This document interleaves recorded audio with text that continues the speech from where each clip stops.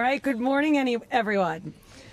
2025 was a historic year for the NYPD and for the city of New York.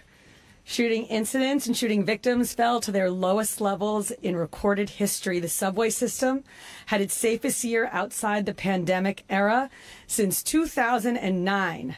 Transit robberies fell to their lowest point ever, even when you include the pandemic era, and retail theft was down a whopping 14%. Together, these numbers describe an agency that is firing on all cylinders, driven by the extraordinary work of the men and women of the NYPD. I want to be clear, these are not incremental gains. They are historic outcomes. Before I get into the data, I want to thank Governor Hochul for being here with us today. Her presence is a symbol of the true partner that she has been to this department, committed to the mission, supportive of the cops, and focused on the results. When federal funding for our counterterrorism programs came under threat, she fought to protect it.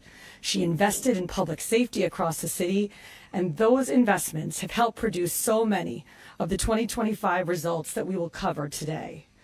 I also want to thank Mayor Mamdani, to whom I report directly, and with whom I am developing a close and productive working relationship. I look forward to working with him to continue to drive down crime in 2026. Now let's get into the 2025 crime numbers, starting with shootings. In 2025, New York City recorded 688 shooting incidents, the lowest number in the city's history. That didn't just break the previous record set in 2018, it shattered it, with 66 fewer shootings than that benchmark year. Compared to 2024, shooting incidents fell by 216 citywide. That is a 24% reduction. They fell 36% in the fourth quarter of 2025, and in the month of December, shootings fell 43% with just 35 shooting incidents citywide. That is the lowest number of shootings ever in any month of the year, beating the previous record of 36 shooting incidents set in February of 2018. We see the headlines and we hear the pundits talk about crime being out of control in our city. These numbers tell a very different story.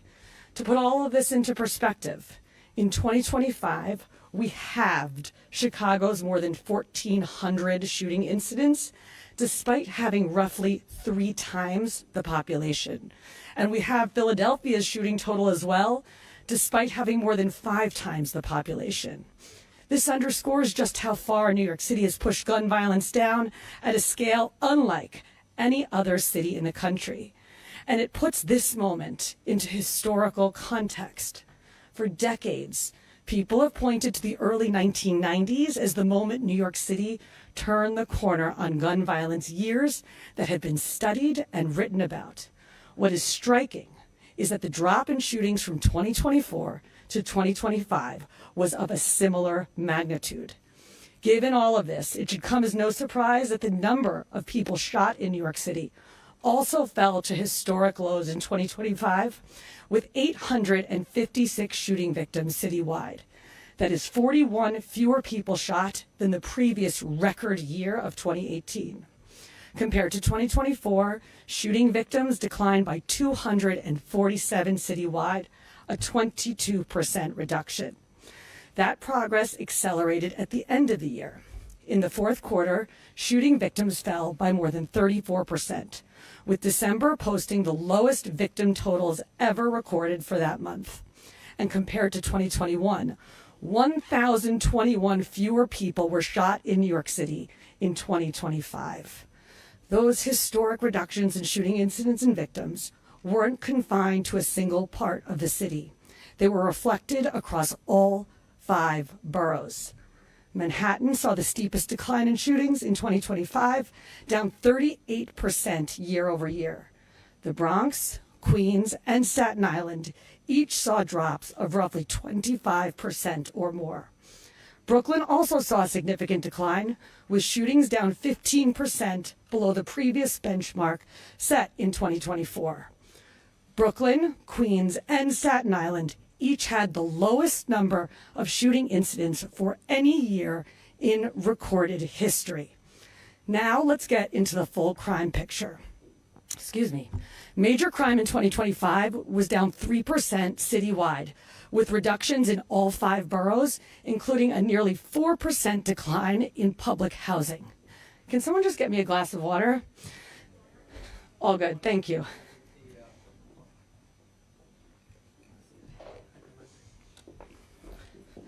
All good, thank you. Oops. Sorry, I had something in my throat. Thank you. Here, Chief. Make no mistake about it. These reductions are the product of our precision policing strategy, putting an unprecedented number of cops on the streets and in the neighborhoods, driving violence, including thousands of additional officers on foot posts, and conducting targeted takedowns of the most violent gangs operating in our city. Last year alone, our Detective Bureau carried out 70 takedowns, resulting in the arrest of 390 gang members. You can see the impact of our zone strategy most clearly in the places that have historically experienced the most violent crime and where we have maintained permanent precision policing zones. Take the 2-5 precinct, which includes the 125th Street corridor. Major crime there dropped by 21%. Or the 110 and the 115 precincts, which cover Roosevelt Avenue, where major crime fell 24%. Now let's go through the 7 major crime categories. Citywide, murders declined 20% in 2025, with 77 fewer people murdered than 2024. And the declines deepened at the end of the year. In December, murders fell to 15 citywide, down nearly 38% from 2024. Alongside those reductions, our Detective Bureau has maintained a murder clearance rate of 69% in 2025. That citywide decline was driven by significant borough reductions. On Staten Island, murders fell by more than 60% in 2025. Manhattan was down 33%, Brooklyn was down 24%, and the Bronx was down 18%. Robbery declined nearly 10% citywide in 2025, a reduction of more than 1,600 incidents year over year. In 2025, burglaries fell nearly 4% citywide. That decline accelerated at the end of the year, down more than 15% in December and 10% in the fourth quarter. Grand larceny declined nearly 2% citywide in 2025. While this category remains one of the city's most persistent challenges, the full year numbers show continued progress as well. Auto theft declined 5% citywide in 2025, with a nearly 8% drop in the fourth quarter compared to 2024. That late year decline reflects early progress from our work with auto manufacturers, including targeted efforts with companies like Honda to address vulnerabilities and disrupt theft patterns before vehicles are stolen. Felony assault remained virtually flat for the year. The overall picture on felony assaults is shaped by 2 important dynamics. First, assaults on public sector employees, which include police officers, increased by roughly 25% last year, a serious and unacceptable trend that reflects the risks our officers continue to face in the line of duty. Second, domestic violence continues to drive a significant share of felony assaults, accounting for nearly 40% of these crimes citywide. The NYPD made fundamental changes at the end of last year to how these domestic violence cases are handled. In October, we created the Domestic Violence Unit within the Detective Bureau, a survivor-centered, trauma-informed approach that places specialized investigators in every precinct. It ensures continuity from complaint through prosecution, and it brings consistency and accountability to cases that demand it.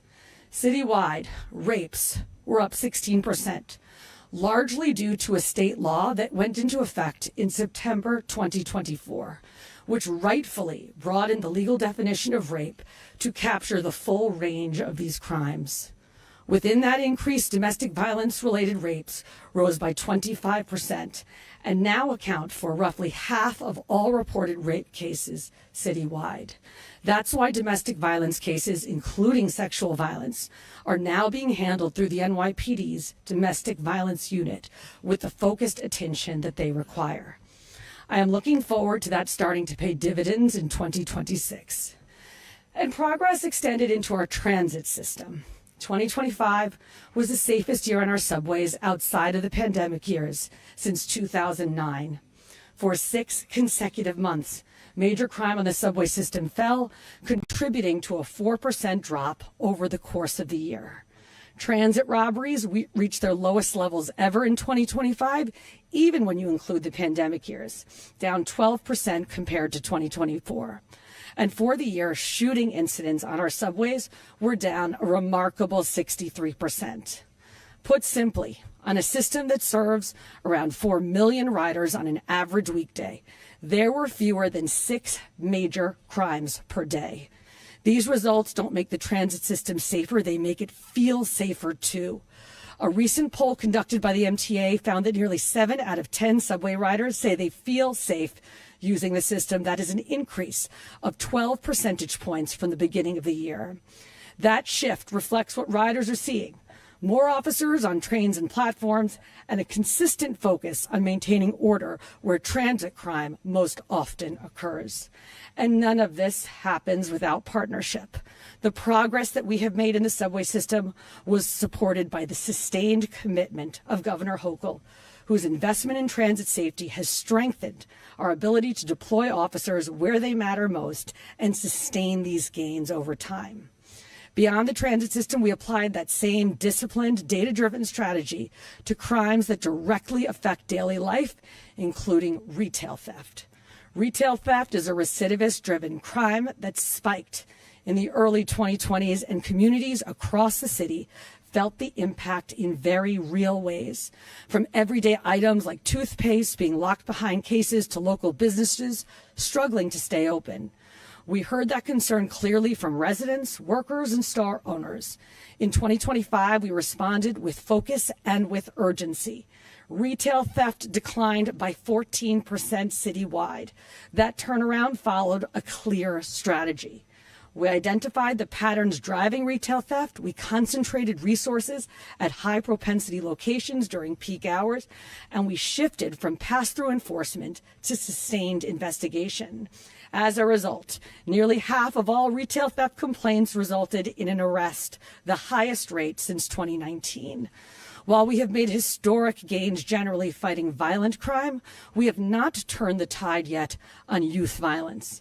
In 2025, 14% of shooting victims were under the age of 18, an increase of 5 percentage points from 2024.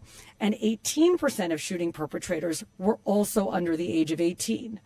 These are the highest percentages that we've ever seen for both measures since we began tracking this data in 2018.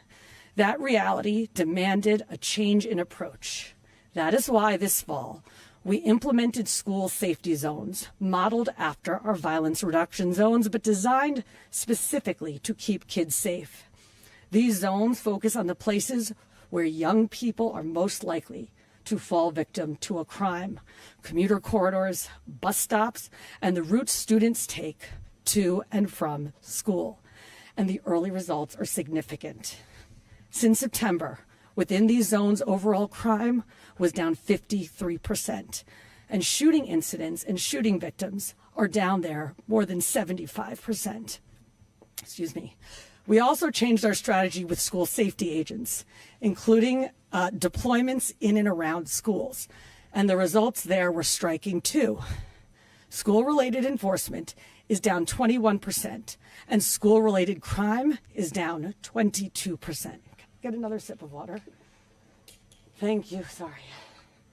Okay. All right. Addressing youth violence isn't the work of one unit, one agency, or one solution. It requires all of us, families, schools, communities, elected officials, and law enforcement, playing our part to keep young people safe. The same is true when it comes to transportation safety. You often hear transportation safety discussed in the context of other agencies, and they deserve so much credit. But I want to brag for a moment about the NYPD's role. Traffic fatalities reached historic lows last year, falling 19% from 2024 and to the lowest total ever recorded in New York City's history. That progress is the result of focused enforcement, particularly against the behaviors that put lives at risk, including drunk and impaired driving. Through sustained DWI enforcement and targeted deployments, NYPD officers are taking dangerous drivers off the road. Last year, DWI arrests were up 15% compared to 2024.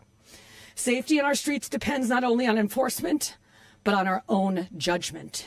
In February, the NYPD updated its vehicle pursuit policy to limit pursuits to the most serious and dangerous crimes. The impact was immediate. Last year, vehicle pursuits dropped by more than 60% compared to 2024. Just as important, the risks associated with pursuits declined sharply as well. Fatalities fell by more than 80%, collisions dropped by nearly 50%, and injuries were cut almost in half. Next, quality of life. Since April, our quality of life teams have been responding to the daily issues eroding people's sense of safety, specifically as they were reported through the 311 system. That work is happening against a backdrop of sharply increased demand. Since 2019, 311 calls have increased by 104%. Even with that surge, citywide response times for chronic quality of life issues improved by an average of 22 minutes in 2025. Service times dropped by more than 14%, and contact resolutions through 311 increased by more than 16%. In 2025, hate crimes declined 12% citywide. Anti-Semitic incidents also declined, down 3% year over year, but they still accounted for 330 cases, representing 57% of all hate crimes reported in New York City, despite Jewish New Yorkers making up roughly 10% of the city's population. These numbers remain far too high, and anti-Semitism continues to be the most persistent hate threat that we face. The NYPD will continue to confront hate crimes aggressively and protect every community targeted because of who they are. The results that I have just described are extraordinary on their own. They are even more extraordinary when you reflect on where this department stood just a year ago. A crisis of leadership, a department plagued by scandal at the top, and public confidence deeply shaken. And yet, through it all, the men and women of the NYPD kept doing the work New Yorkers depend on. They met the standard, they upheld their responsibilities, and they delivered remarkable results that speak for themselves. That kind of work matters, and people noticed. In 2025, the NYPD hired more than 4,000 officers across 4 academy classes, making this the largest hiring year on record and bringing us virtually to the department's authorized headcount. That kind of growth does not happen by chance. It happens when a profession earns the confidence of the city that it serves, and when people see this work as something worth stepping forward for. And despite what critics say, this year the NYPD did not experience an unexpected or extreme wave of departures. Retirements were exactly as we projected at the beginning of the year. Resignations before pension eligibility are down more than 40% since 2022. And in 2025, we outpaced attrition by more than 800 officers. Our officers are the ones doing this work on the streets, but the direction of this department is set by its extraordinary leadership. I want New Yorkers to know that they are served by an incredible executive staff at the NYPD, including highly skilled civilian leaders and thoughtful and honorable uniformed chiefs led by our chief of department, Chief LaPetri, our crime strategist extraordinaire. As someone who has been in and around the NYPD for 18 years, I can say without hesitation that this is the finest group of policing professionals that I have been privileged to work with. The historic reductions we've shared today did not happen by chance. They are the product of a department that confronts reality as it is, identifying the challenges in front of us, developing strategies to meet them, and executing those strategies with discipline and with precision. That approach is deliberate. It is precision policing, a data-driven, scalpel approach that focuses effort where they matter most. It means putting officers where crime is actually happening, when it is happening, and staying there long enough to make systemic change. But all of this is only possible because of the men and women of the NYPD. It shows up in the decisions that they make on the streets, in investigations carried to their conclusion, and in the quiet consistency required to hold the line across a city this large and this complex. I want to be clear. As the year turns, our crime-fighting posture remains unchanged. The standard we set for ourselves remains high, and the commitment to support the men and women who do this work remains absolute. With that, I will now turn it over to Mayor Mamdani. Thank you.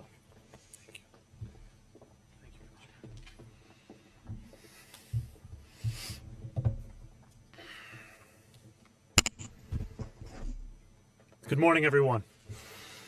It is a privilege to be here with you at One Police Plaza and to be surrounded by so many committed public servants here in the NYPD. I want to thank Commissioner Tisch for her leadership and Governor Hochul for her steadfast partnership with the city. I will not repeat the incredible statistics that the Commissioner just shared, but I do want to echo the human story that they tell. Because as impressive as these numbers are, we know that they capture something tangible, the lives New Yorkers live, the ways that our neighbors interact with our city, and the countless hours of unseen hard work by the men and women in this room and beyond it that have delivered this progress. When we say that murder went down by over 20% from last year, that is anything but abstract. Each of those percentage points adds up to dining room tables without an empty seat, lives free from the dark cloud of grief, children that grow up with a parent at home. When we talk about the safest year on subways absent the pandemic years since 2009, we are talking about a city that is and feels safe to explore, where a young New Yorker from Inwood isn't afraid to ride a train to meet her friends in Flushing, where a senior citizen on the Upper West Side isn't reluctant to get on the subway to see a grandchild in Bushwick. These numbers, whether they represent fewer robberies or fewer victims of gun violence, mean a more vibrant, joyful city.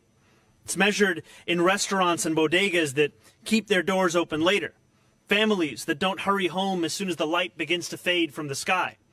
But make no mistake, none of this arrives by accident.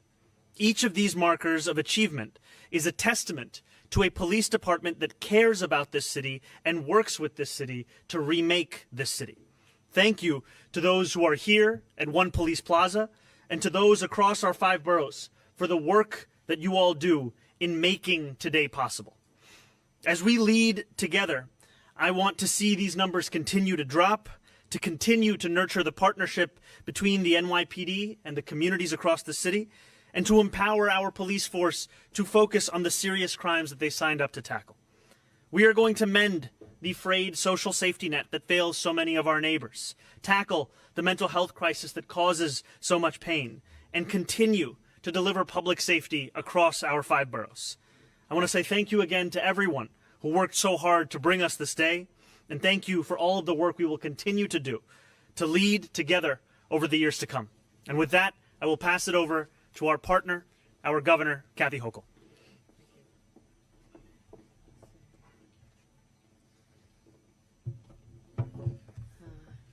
Good morning, everyone. Thank you, Mayor. Thank you for reminding us of the humanity that is involved here when our men and women in uniform go out and save lives and prevent crimes and solve crimes. There are real people whose lives are not shattered. There's families not spending the holidays in an emergency room waiting for hopefully some positive news. or the continuation of therapy that's required, mental health and physical therapy when people are victims of crime. So, yes, there's a very human story behind these numbers that we don't want to have lost, but these numbers are nothing short of extraordinary. I want to thank Commissioner Tisch for providing the leadership that this department has needed, and the executive team that responds to that leadership so forcefully, so successfully, and all the people who are out there on our streets and in our subways and our neighborhoods who now feel that sense of pride again of being a member of the NYPD. That is a direct tribute to you, your philosophy, your way you're empowering others to do what they know how to do, and I thank all of you for that. And so we can talk about the numbers again. I'm not going to repeat them all, but I do want to say these reductions in crime that we're talking about today, and we are, again, as a football fan, we are not spiking the football because we always know that something could change. But today is a milestone, something we could not have foreseen, I believe, 4 years ago when I first became governor. We were in the depths of a crime crisis throughout the nation, not just New York, not just New York City, but across the nation. But we were besieged by crime. Shootings had doubled in just a couple of years. Repeat offenders were routinely being sprung free out to commit crimes again. Thieves were ransacking our local businesses with impunity, and people just felt so unsafe. And it wasn't just our residents. The word was out among people who might visit from other states and other countries. Oh, it's a dangerous place, don't go there. That's what we are entering just a few four short years ago. So I also made a vow. I would take this on directly, with resources, and with commitment. And I decided we needed to do a better job of aligning our state and city crime-fighting efforts because we had been operating as independent actors, but with the same objectives. It did not make sense to me. So I said we'll do everything in my power to restore safety and order to our communities. And we got to work, even statewide. I launched the first in the nation interstate gun interdiction task force. There are now 12 states, and working with the NYPD in New York, that share information, that track the iron pipeline, the flow of guns coming into our state, whether up 95 or up 81 from Pennsylvania, gun shows to our streets in the Bronx and in Syracuse. So we focused on this. Also, we had not properly invested in fighting crime. In my term as governor, we've invested $3 billion across the state, but significant numbers here in the city of New York to assist, because it's asking a lot for localities to be able to use the latest crime technologies. We've invested in drone technology and license plate readers and all the other avenues that are expensive for locals to do, but the state steps in and we say, we can help you with that. And I've been proud to announce that all over the state of New York. We also had to address our criminal justice system and had common sense legal reforms. Stronger bail laws to keep repeat offenders off the streets. We now have stronger discovery laws to keep criminals from walking free literally on minor technicalities. We had a situation where 90% of domestic violence cases were being eliminated, that people will make their case, they come and tell their horrible story to someone and repeat the anxiety and the pain, and they're tossed out by a judge on technicalities because of the way our law was written. No more is that the case. Stronger red flag laws, strongest in the nation. And I'm really proud of that, because when you can identify that someone's making threats to a fellow classmate or showing signs that they could do harm to themselves or others, we now as a society have to take action, not just law enforcement, but teachers and other people in the community. They come forward and we find out if there are guns available, and if yes, we will remove them from that individual. That is how we're preventing crimes. As I mentioned, we equip police with the best technology, more officers on the subway. What a difference this has made. I can't tell you how many people, and I walk the streets of New York every day, people come up to me and say, I don't worry about my daughter getting on the subway to go to school anymore, because I know the efforts that you and the city have made. And it was resources. It was money to support the overtime that was necessary. And a short time, the National Guard, just to calm things down when the crimes were going up. But now the NYPD, the transit police, MTA are doing such an incredible job. So we've seized more guns, we've launched specialized units, and it's starting to pay off. Again, I'm not going through all the data. She's still here a long time. And she might need some more water soon. But I stand here with a heart full of gratitude And I'm going to be using my next years in office, starting with our State of the State literally next week, to talk about our enhanced crime fighting strategies and how we're also going to protect places of worship. We're going to change the law to protect places of worship, and we're going to talk about that next week. And tomorrow I'll be announcing our plan to confront the 3D printed ghost guns. This has been a real challenge for us, not just in the city, but across the state. It's the fastest growing firearm safety threat in the entire country. So point is, no matter how far we've come, we'll remain vigilant, unrelenting in our mission to keep New Yorkers safe.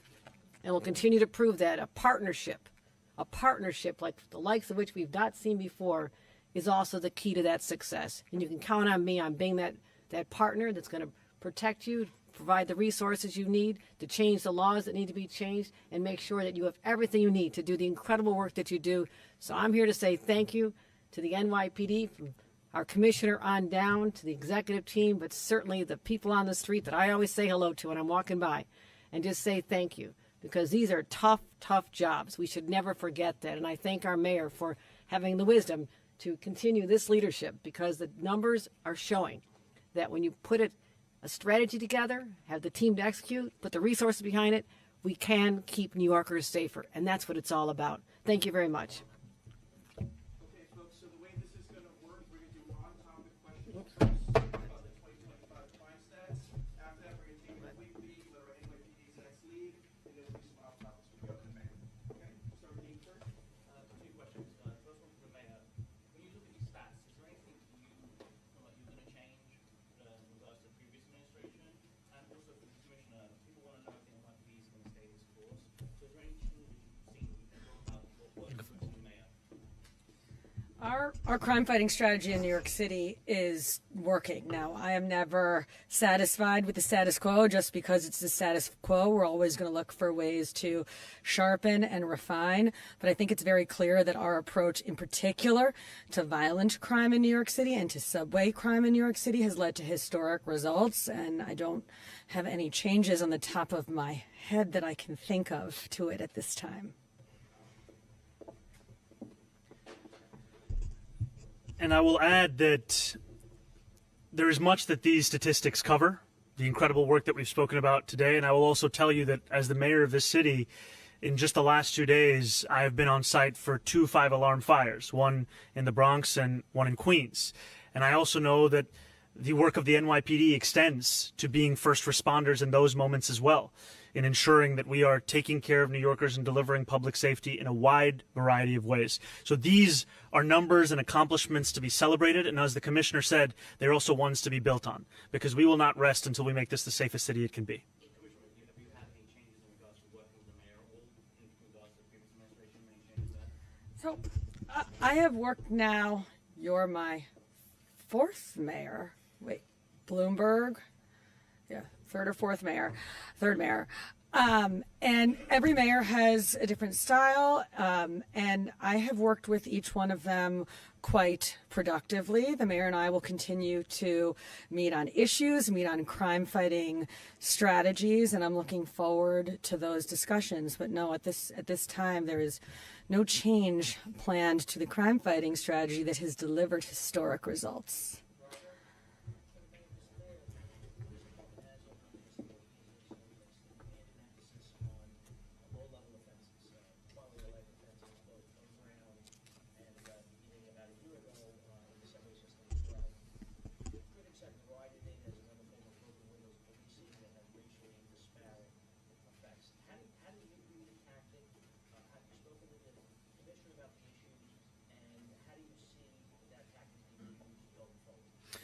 Look, I think as the commissioner said, the two of us are in constant communication. And what New Yorkers deserve and what we are fully aligned on is the fact that we need to see genuine public safety across the city. And that is something that is felt when New Yorkers can walk through their neighborhood without fear or without concern. That is something that is felt when they see a city government that is addressing the fundamental concerns that actually underpins the misdemeanors and the minor crimes that we're speaking of. And that is going to be the focus not only of myself, but also of my entire city government. I just want to add to that the Quality of Life Division is by no means a return to broken windows policing. It was done in response to a doubling in the number of 311 complaints that we have received in New York City over a period of 4 years. Those are people from every neighborhood in the city calling the city for help on quality of life concerns. Now, they vary neighborhood to neighborhood, but one thing that is true across all of them is that there are quality of life problems. And so the Quality of Life Division was designed to make the NYPD more responsive to 311 in much the same way that historically we have been quite responsive to 311. So we're responding to noise complaints. We are moving abandoned vehicles that have taken up parking in front of someone's home for months. These are things that we had not historically been responsive to, and New Yorkers were begging us for help. If I can ask about the gang database, you mentioned that there were 70 takedowns, and the gang database takedowns, and does that conflict with the mayor's intended threat? So I have been very clear that the gang database is a tool that has helped us both in terms of fighting gun violence. Certainly when we have a shooting in the city, we use the gang database to anticipate where we may see retaliatory violence, and that has helped drive our gun violence down. But yes, it also contributed to the gang takedowns that have been so successful this year.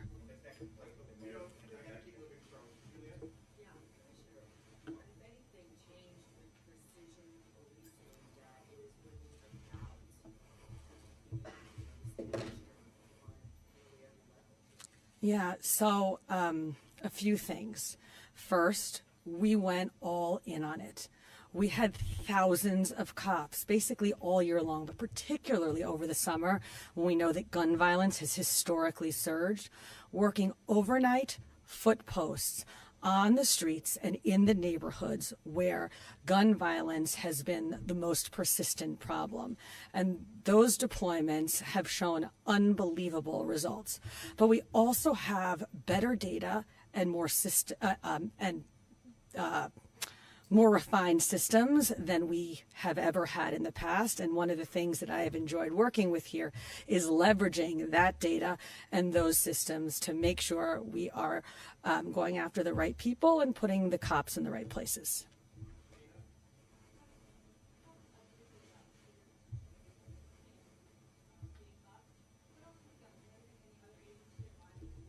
Yeah, and I'm actually looking forward to having these conversations with the mayor and with his team because, as I mentioned, to address the problem of youth violence and kids falling victims to violence, it's going to take an all-of-city and, frankly, an all-of-state approach. There are things that I've went through and quite some detail that the NYPD has changed this year, which are beginning to show some real results. I have some ideas on what the Department of Probation and what ACS can tweak and change in order to continue to improve outcomes. So yeah, addressing youth violence is going to be an all-of-city and all-of-state approach. I'll just add one thing.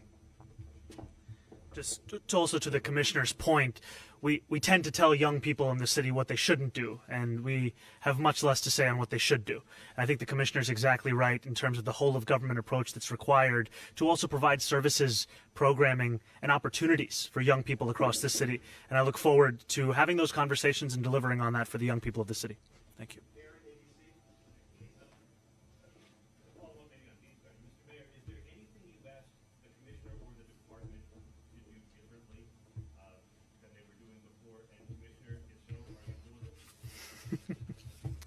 You know, I will say I made the decision to retain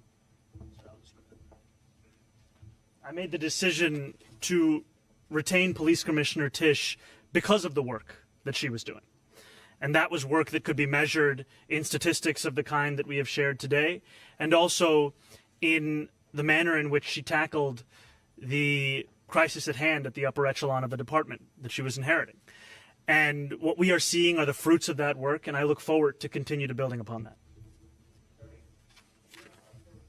You had 25,000 guns seized last year, probably a comparable amount before that. That's a lot of guns. I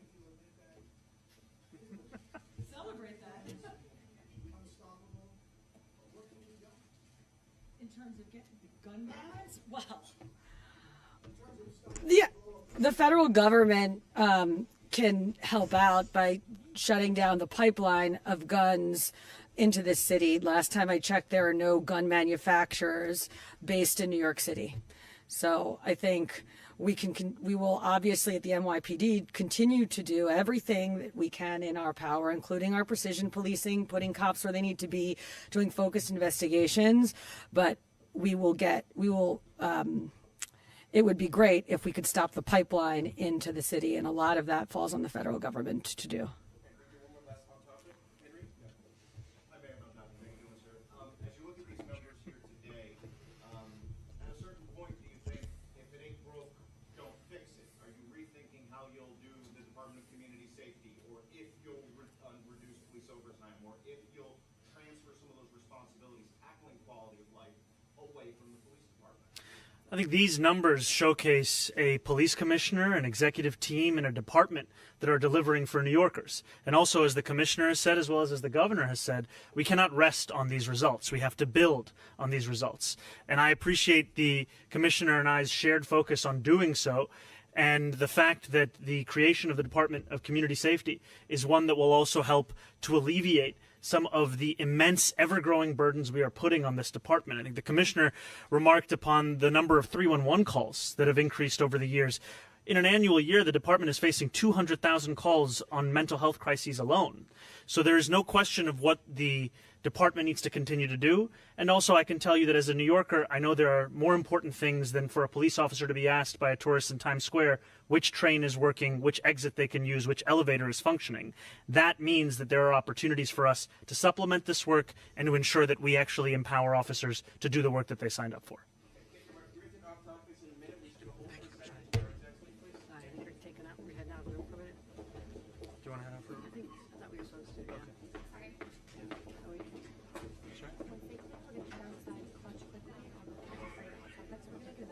Okay, sounds good. Do I take this one?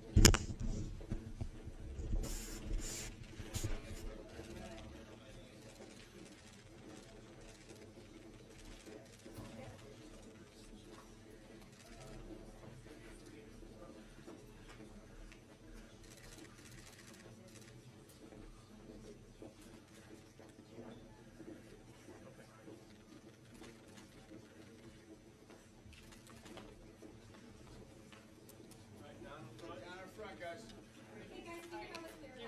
Talk, can we get down, please? Thank you. We'll be back in a moment.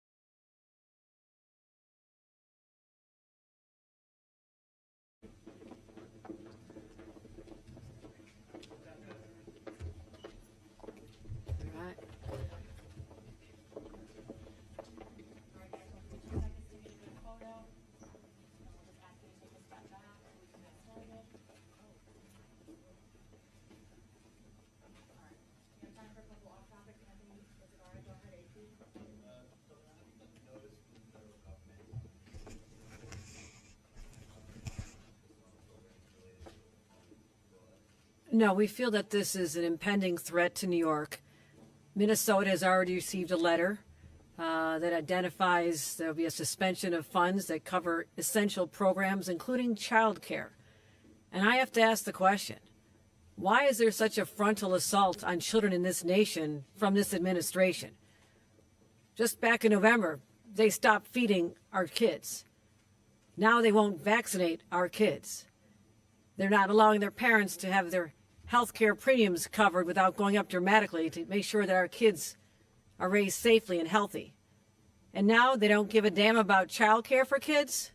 So this is a fight we're going to have to take on if we get that notification. It's vindictive. I believe that we'll be successful in court. We'll be having a litigation strategy, and we'll fight this with every fiber of our being, because our kids should not be political pawns in a fight that Donald Trump seems to have with blue state governors. Oh, thank you. Hi, how are you? Good. Mr. Mayor and also Governor Hochul, a question about the Department of Community Safety. Mr. Mayor, can you tell us a little bit about what are the next steps in terms of setting this up? And Governor Hochul, since you talked about reducing subway crime and shouted this out, do you have any concerns at all about replacing any of the work that police are currently doing in subways with social workers? So this is work that is ongoing within our administration. The focus is on building this Department of Community Safety. And to be very clear, it is about supplementing as opposed to supplanting the work that the NYPD does. What we are seeing right now is that there are far too many New Yorkers who are, whether experiencing the homelessness crisis or the mental health crisis, who are not being connected to the services that they need. And this is an opportunity for us to build upon the incredible work that the NYPD has done, as we've just spoken about, and start to deliver for those very New Yorkers. No, just on that question. No, we have successfully worked to deal with the homelessness crisis in our subways. There's over 1,000 individuals who've been long-term homeless. Literally, this was the only world they knew. And they're now in supportive housing because of a scout teams that we help fund and other initiatives where we send in mental health professionals with law enforcement to back them, but it's also to develop relationships with them. So I feel confident that we're going to continue funding the overtime for NYPD in the subways. I'll continue that path. We have our MTA police, we have our transit police, and so I feel confident that nothing will change, and the mayor's committed to ensuring the safety of all on the subways, so I don't believe that's going to have a negative effect at all. Mr. Mayor, just to follow up on that, the Community Safety Division, how will that work in conjunction? How do you coordinate that with the police department activity? Would you necessarily put somebody from the police department in charge of it to work with them together, or would it fall under the police department? What's the function? How would it function within? So there would be coordination between the NYPD and the Department of Community Safety, as there would be as part of a whole of government approach. The Department of Community Safety would report through the first deputy mayor. This will be work that will be critical in tackling so many of the different issues we see in our city. Right? We've spoken about the mental health crisis. We've spoken about homelessness. Part of this is also tackling the silos that have existed within city government. We have a number of different initiatives, a number of different departments that are tasked with doing very similar things, but they're operating in isolation. So even when we are thinking about the incredible work that is being done on tackling gun violence, the importance of actually cohering the crisis management system, for example, within a larger framework that is tackling these kinds of issues, that's going to be critical, and that is something that we are looking forward to. Yes. Governor, you mentioned protecting houses of worship. This in some way would kind of backtrack on an executive order that Mayor Mamdani just pulled back upon taking office. So can you talk about working through that policy? And please go ahead, Mayor. Just to be very clear, the executive order that we issued was a direction to the police commissioner and the law department to review a number of the very things that they had been tasked with prior, and then to present that review to myself. And Governor, if you could talk a little bit about that forthcoming policy, and more broadly, since you two are standing together in your first joint press conference as elected, pretty much statewide, citywide leaders, how do you work through difference? Just bring me behind the scenes a little bit about if you believe A, he believes B. How do you work through that? Well, first of all, in my State of the State address, I'll be announcing safety zones around houses of worship where people can go freely to go to a safe place without threats of violence or protests. So we'll be announcing that very shortly to protect individuals. I get along with most people. The mayor's a nice guy, too. And I think what you talk about is what the people of the city of New York want. When I became governor, there was a long legacy of conflict, turf battles, big egos that were fighting each other, right? Nonstop. It was a constant clash. And I don't think anybody felt safer or better about life as a New York City resident when they saw two leaders in conflict. I took that lesson to my last 4 years, and I worked with Bill de Blasio successfully for a few months. I worked with Eric Adams, and I'm looking forward to working with Mayor Mamdani, because that's who I am. I don't need to have a public fight just for my ego's satisfaction. I believe we can work out issues as we have been. And before the election, our teams have been talking nonstop.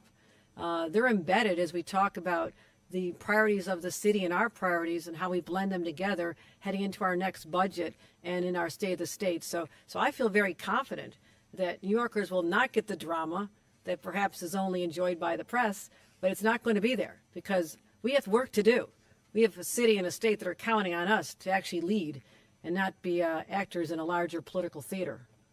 And I will just add one thing to what the governor said, which is that I remember when the governor became the governor of our state, one of the first acts that she took was to actually get the money out of ERAP and into New Yorkers' households across the state.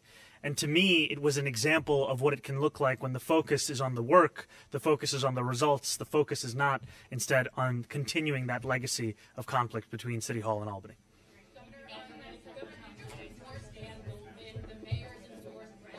Thank you. I'll see you later.